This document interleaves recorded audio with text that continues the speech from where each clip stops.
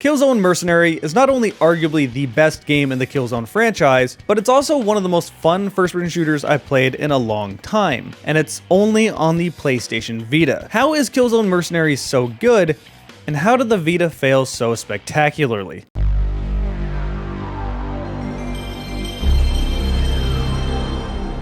Hey everyone, as always, Jarek here, and I feel like the PlayStation Vita is that thing that everyone wanted to see succeed.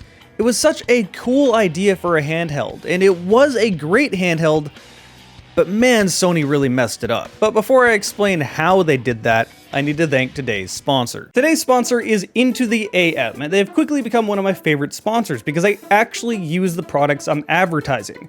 You might have seen me during streams wearing their shirts, and these have become the shirts I just sort of wear while relaxing at home. They're very soft, that has not worn away as I've washed them, and they fit me perfectly. They initially sent me a batch of black graphic tees that have a bunch of interesting designs on them, but maybe if you want something a little less colorful or you just don't want to draw attention to yourself or just like muted colors a little bit more, they also sent me some gray shirts to show off. These still have some nice designs on them as well. IntoTheAM currently has a few deals, which is really good timing because Christmas is coming up, and if you put off getting presents, you might want to get on that. Currently, their deals are 3 graphic tees for $60, or if you just want some regular plain t-shirts, 3 for $45. I also have a link that is 10% off site-wide, and this does stack on top of the bundle deals. That is intotheam.com/dragonshirts, or click the link down below in the video information. I'd like to give a big thanks to IntoTheAM for sponsoring this channel, and let's get back to the video. Alright, the PlayStation Vita. It had a lot of issues that were very in your face. The most notable one being that it was very expensive and had a proprietary memory card that was even more expensive. So the barrier of entry required a lot of money. This is a hard sell, but you can do it, as long as you have a lot of killer games. Yeah, the PlayStation Vita did not and still does not have that. Let's take first-person shooters for example. A Reddit user made a list of all of the first-person shooters you can play on the Vita. Here's that list. Now here's the actual Vita games. Everything below this is on another platform that you can just conveniently also play on the Vita, say original PSP games. Needless to say, you're not buying a Vita to play PSP games. But taking a closer look at this list, here are the first-person shooters that are Vita exclusive. Killzone Mercenary, Resistance Burning Skies, Call of Duty Declassified, Duke Nukem 3D, Borderlands 2, and a final one being an OG Xbox game they ported to the Vita that's not really a first-person shooter, it's more like an adventure game that is just in first person, so you're probably not going to go out of your way and buy that if you're into first-person shooters. But then we look at the others. Borderlands 2, why the hell would you buy a Vita just to play Borderlands 2? You already have it on PC and console and it's better there. Duke Nukem 3D, no one's buying a Vita to play Duke Nukem 3D again. So this really only leaves you with Call of Duty Black Ops Declassified, an awful game, Resistance Burning Skies, a painfully mediocre game that is a sad way for the Resistance franchise to end, and then Killzone Mercenary, the only real good one here. This is the same story for every genre with the exception of JRPGs, and they really carried the Vita later on in its lifespan. But needless to say, not everyone is into JRPGs. I'm certainly not buying a Vita to play JRPGs. I don't care about them. What Sony had on their hands was a very cool idea that was way too expensive with no games. Wait, why does this sound so familiar? $599 US.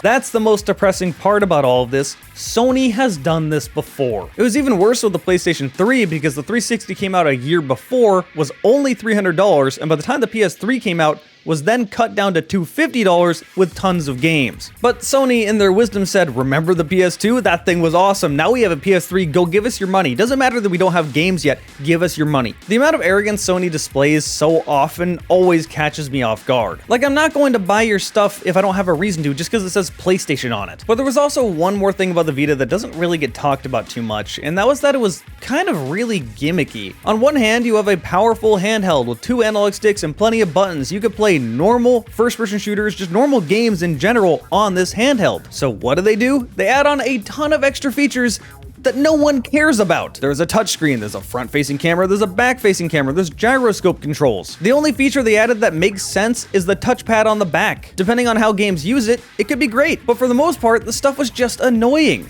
No one wants to hold their handheld out, moving it all over the place and tapping on the screen just to play regular-ass video games. To an extent, Killzone Mercenary is guilty of this too. Most of it is pretty inoffensive. You have to tap on the screen to use your Vanguard abilities, to throw grenades, and to swap weapons. Still annoying for me. I'd rather just be able to push one of the many buttons this thing has to do the things I want it to do. But the only truly touchscreen shoehorn thing into this game is the melee system. Every time you go to melee someone, you have to swipe across the screen in random directions. But like, why? This is just annoying. It doesn't add anything to the game. It's there just because it has a touchscreen and they wanted to show it off. I'm making a bigger deal out of this than I should. I just hate touchscreen controls.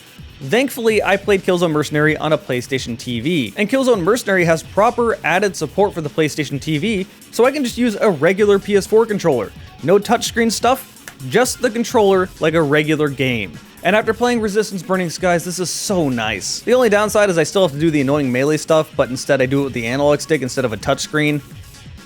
Ugh.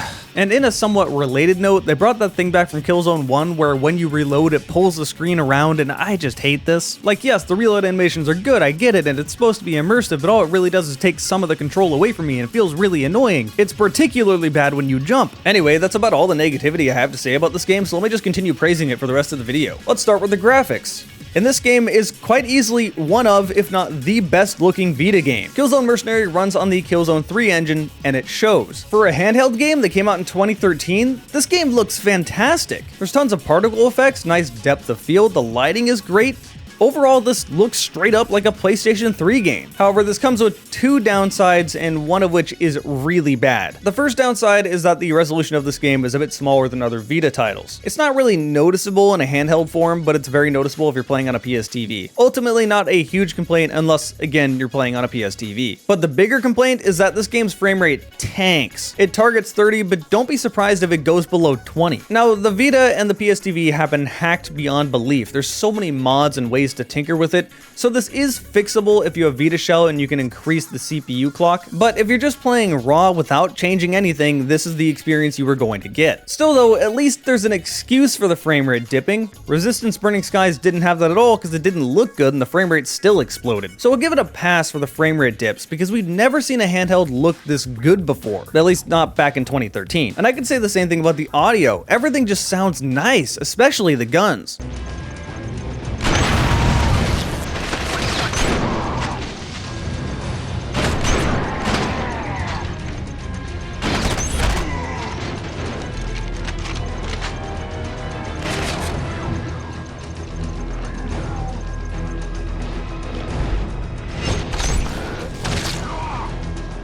The story is probably the weakest part of Killzone Mercenary, but it's more than passable, and I don't really mind it. Like the name of this game implies, you are playing as a mercenary, and the game itself is kind of filler between Killzone 2 and 3. On the grand picture of the Killzone universe, none of this really matters. However, I do find it really interesting not to have some sort of allegiance to either the ISA or the Helghast, to see it from a third party's side. At first, I thought the story was going to amount to nothing. It just seemed like they were giving me missions to do for the sake of shooting things. And it does start out that way because you're just taking orders from the ISA because they're paying you money and that's all the reason you need. Give me more money. But quickly things start to devolve. You see, they're manufacturing a deadly virus, and both sides want this. Ultimately, you end up getting backstabbed by the ISA and hired by the Helghast. Did I say hired? I meant more blackmailed, but you don't have a choice. And this is really interesting to be fighting alongside the Helghast. I've always wanted this in a Killzone game. Hey, how about that reboot, Sony? That would be a really good idea, but it would also be a PS5 exclusive.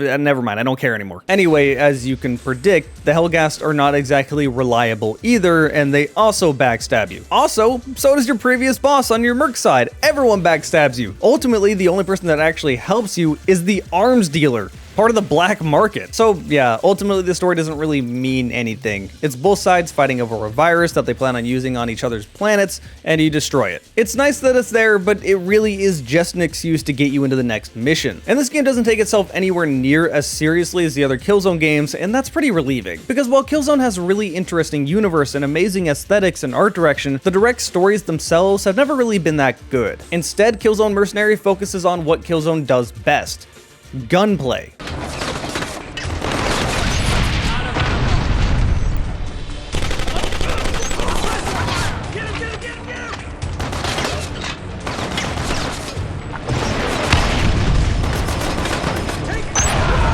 The game isn't tremendously long, it's around 5 hours, but it's endlessly replayable. The reason for this is the way you unlock new gear and weapons. Everything you do in-game gives you money. You get a headshot, you get money. You stab someone, you get money. You hack something, you get money. You kill someone in any way, you get money. This in-game money can then be used at one of these many black market crates. These are all over the world. You come across them about every single room. And that's a good thing because it lets me change my weapons on the fly. And in here you unlock new guns and new gadgets to play with. And there is quite a bit of stuff here. Many of these guns are guns you've already used in Killzone 2 and 3, but some of them are brand new to Killzone Mercenary. And these new ones are some of my favorite. Like, for example, a shotgun that lights people on fire.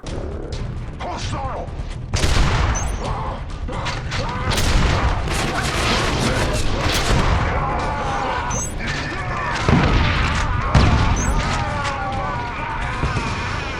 Or a fully automatic shotgun. Or a bullet hose of a weird calico design. The main point here is that these guns are really fun, and when you're looking in this black market and you see a gun that you want to unlock, that becomes your new goal. That's the reason you're playing, but you're still enjoying playing it. It just drips you new content constantly without the need to buy DLC. It's just already in the game. And it never feels like you're grinding. Everything gives you money, so you unlock stuff pretty quick. It's just there's so much there to unlock. And none of that would matter if the guns weren't fun, but as I already said, the guns sound great, they feel great, the gore is responsive to whatever the gun is doing. It's just a lot of fun. I'm coming for you.